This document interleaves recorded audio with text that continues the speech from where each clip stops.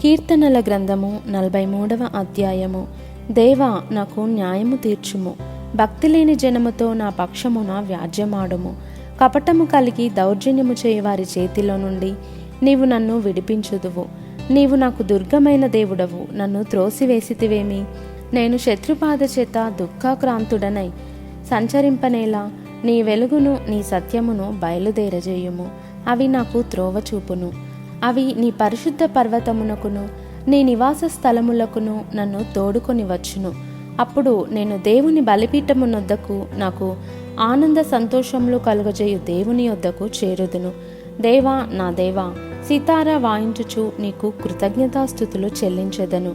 నా ప్రాణమా, నీవేళ కృంగియున్నావు, నాలో నీవేళ తొందరపడుచున్నావు. దేవుని యందు నిరీక్షణయుంచుము. ఆయన నా రక్షణకర్త, నా దేవుడు. ఇంకనూ నేను ఆయనను స్తుతించెదను.